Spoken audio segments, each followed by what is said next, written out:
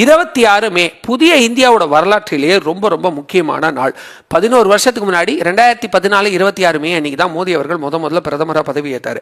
அப்போலேருந்து இப்போ வரைக்கும் 11 வருஷத்துல இந்தியா அடைந்த வளர்ச்சி இதே 11 வருஷத்துல வேற எந்த நாடும் கற்பனை கூட பண்ணி பார்க்க முடியாத அளவுக்கான வளர்ச்சி. அப்படி என்ன பண்ணிட்டாரு அப்படின்னு கேட்குறவங்க, நான் டேட்டாவை சொல்றேன், நீங்க வெரிஃபை பண்ணி பார்த்துட்டு அதுக்கப்புறம் ஒரு முடிவுக்கு வாங்க.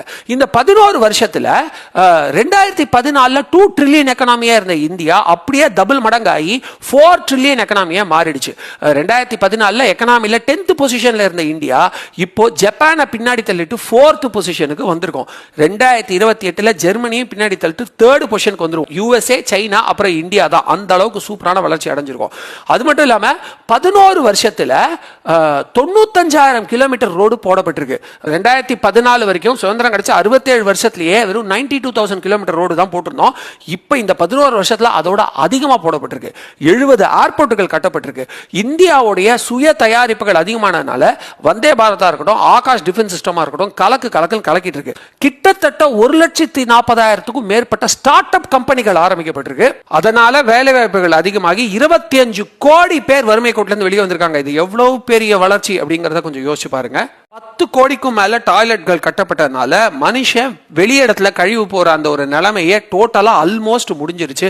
அடுப்பு ஒதுக்கிட்டு கஷ்டப்பட்டு இருந்த பெண்கள்லாம் இப்ப கேஸ் அடுப்புக்கு மாறி இருக்காங்க. இந்தியர்களுடைய ஆவரேஜ் தனிநபர் வருமானம் அப்படியே டபுள் ஆயிருக்கு. விவசாயிகளோட வருமானம் பயங்கரமா இன்க்ரீஸ் ஆயிருக்கு.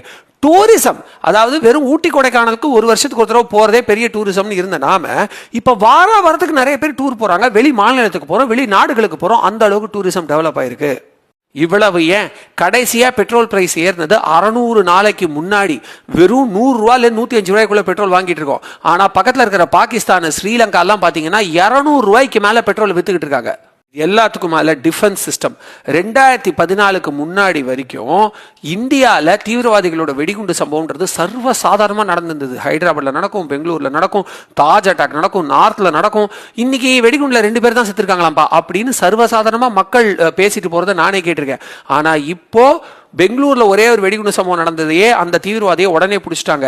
லக்ஷரி தொய்பா அமைப்பை பார்த்து 2014க்கு முன்னாடி பயந்துகிட்டு இருந்தாங்க. ஆனா இன்னைக்கு அந்த அமைப்பையே நம்ம காலி பண்ணிட்டோம். அதே மாதிரி டிஃபென்ஸ் சிஸ்டம்ல நாம மற்ற நாடுகளுக்கு நம்மளுடைய தயாரிப்பை விற்கிற அளவுக்கு வளர்ந்துருக்கோம். இத்தனை வளர்ச்சி அடைந்தும் ஒரே ஒரு ஊழல் குற்றச்சாட்டு கூட இல்ல 11 வருஷமா. இப்படிப்பட்ட நல்லாட்சி கொடுத்த மோடி அவர்கள் 100 ஆண்டுக்கு மேல நல்லா வாழணும்னு நான் சாமியை வேண்டிக்கிறேன். மோடி அவர்கள் பதவியேற்ற 26 மே தான் புதிய இந்தியாவோட பிறந்த நாள்னே நான் பெருமையா சொல்வேன்.